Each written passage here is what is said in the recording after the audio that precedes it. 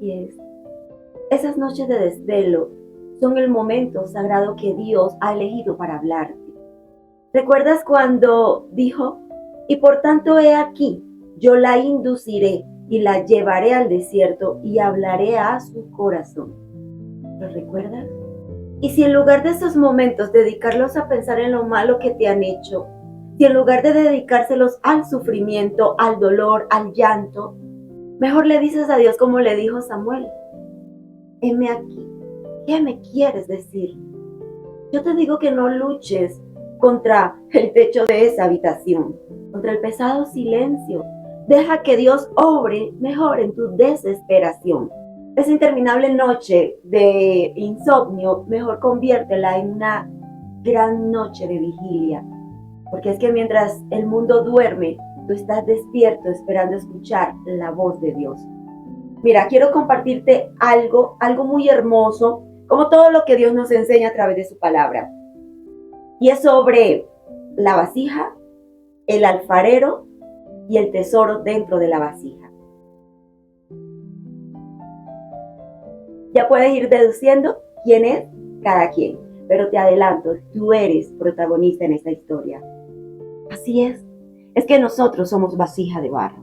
Y en el libro de 2 de Corintios 4:7 dice, viviendo por la fe, pero tenemos este tesoro en vasos de barro, para que la excelencia del poder sea de Dios y no de nosotros.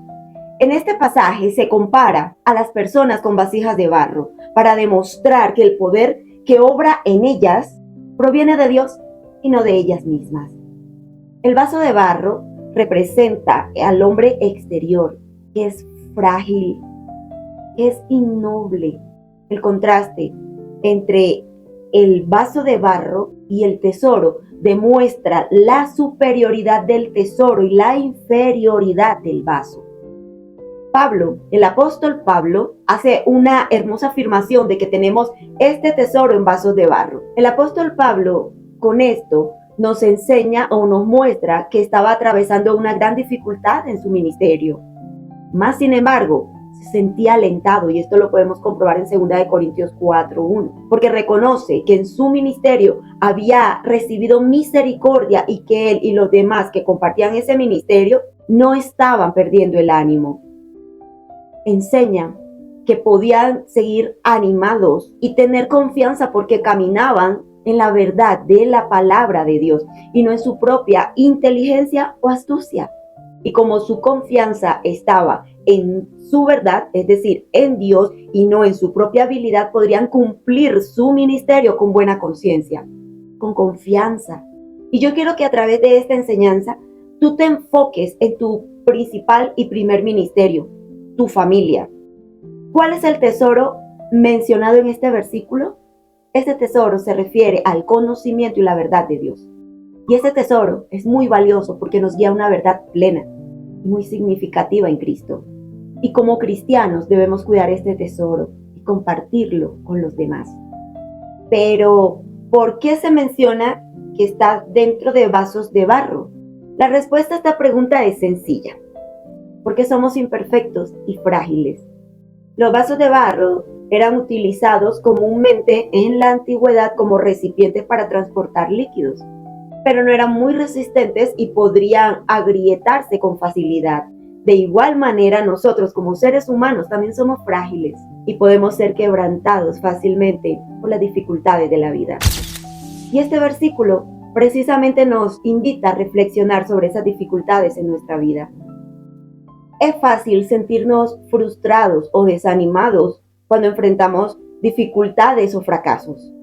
Pero debemos recordar que nuestra fortaleza no viene de nosotros mismos, sino de Dios.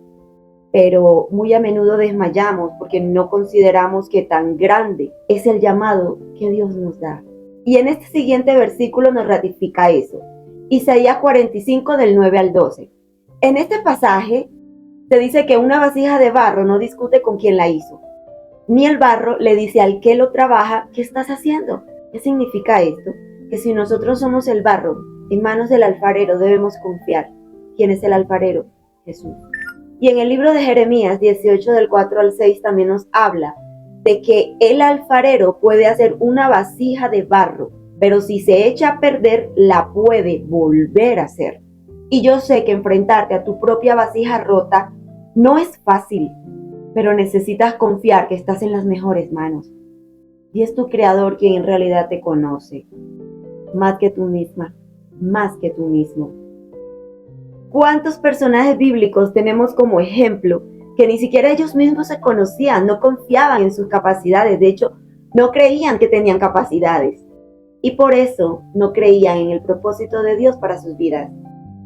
Por eso les costó aceptar, por eso les costó creer, por eso les costó escuchar. Tenemos a Moisés, que yo no sé hablar, que esto, que lo otro, y al final terminó liderando la salida de un pueblo de la esclavitud. Gedeón, que yo soy el más pequeño, que yo soy esto y lo otro.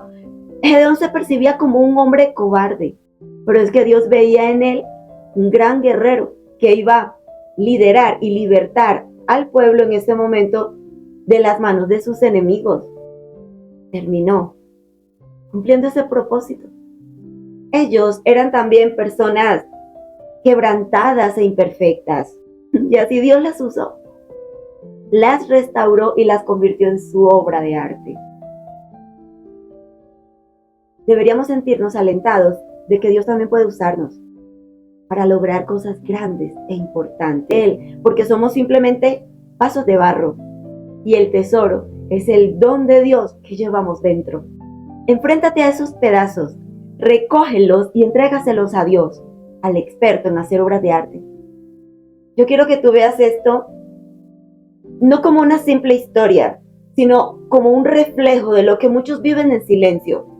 Te despiertas con el peso de tus errores, con el eco de las palabras que no dijiste, con aquello que no hiciste o con aquello que no hiciste bien, preguntándote si alguna vez podrás ser restaurado.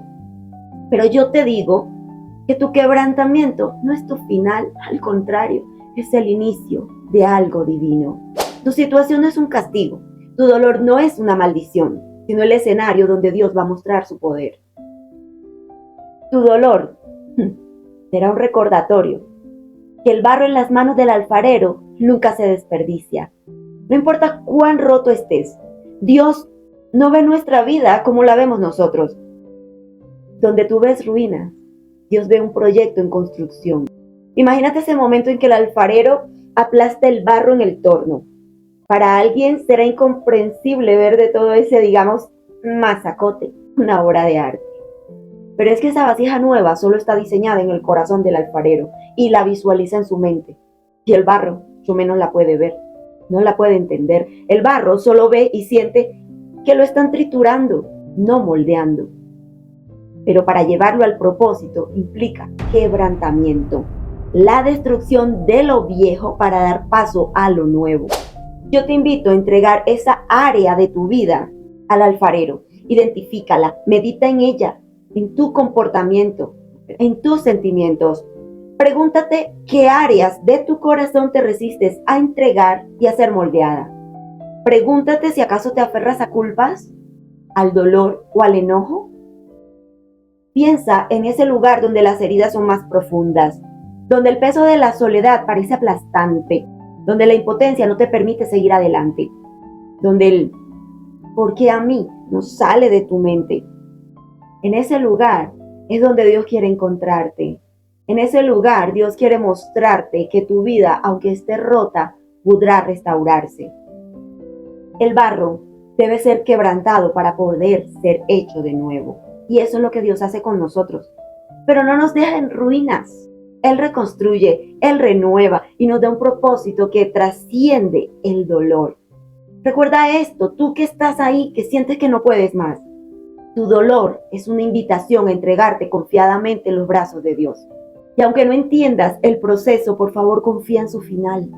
Porque el quebrantamiento, quédate con esto, no es el final, es el inicio de algo nuevo. Tú verás solo pedazos, que lo juntas, siguen siendo ruinas, y tú no sabrás a lo mejor qué hacer con ellas. Pero Dios sí, y Él puede ver allí una vasija nueva, llena con un gran tesoro.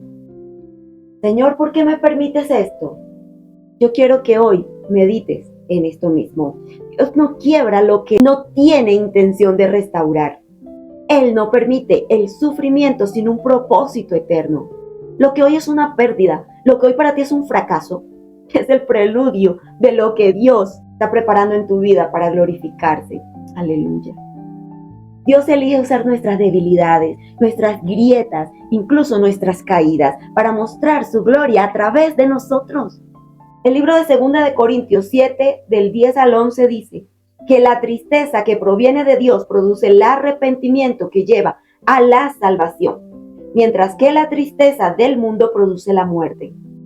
Fíjense en lo que ha producido en ustedes esta tristeza que proviene de Dios.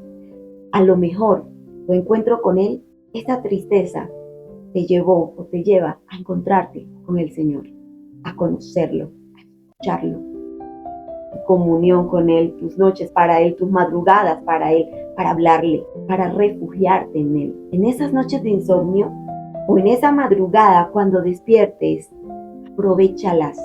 Dile al Señor, heme aquí, ¿qué me quieres mostrar? ¿Qué me quieres enseñar?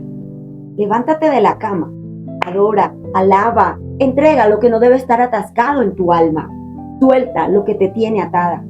Y no le digas, Dios, quítame este dolor. No, entrégaselo tú. Dile, te entrego, Señor, hoy este dolor, arranco de mi alma este dolor que me tiene atascada. Dile, te entrego el enojo, te entrego el miedo. Yo sé que esto no viene de ti. Si no viene de ti, no me pertenece. Lo arranco de mi alma, te lo entrego, no lo quiero más, no lo acepto. Renuncia a esos sentimientos negativos. Declara liberación en ese momento. Porque, ¿y si Dios te está llamando es para esto? Para liberarte y que puedas avanzar en tu camino. Y tú ahí solo llore. El lamento no te dejará escuchar la voz de Dios. La queja te bloqueará la mente y las lágrimas no te permitirán ver ese hermoso cielo lleno de estrellas. Camina en tu habitación, recórrela, alaba, dánzale al Espíritu en ese momento. Clama por el gozo que solo Él te puede dar. Clama por la sabiduría que solo Él te puede entregar. Por ese discernimiento para poder identificar las situaciones cuando vienen en forma de prueba, de lucha, para pasar las pruebas. Ten hasta un cuaderno en tu mesita de noche. Por si te habla, por si le escuchas, puedas anotarlo. A lo mejor son esos momentos que Él busca para darte promesas. La noche no es eterna, la madrugada no es eterna. No la desaproveches. Préndasela a Dios.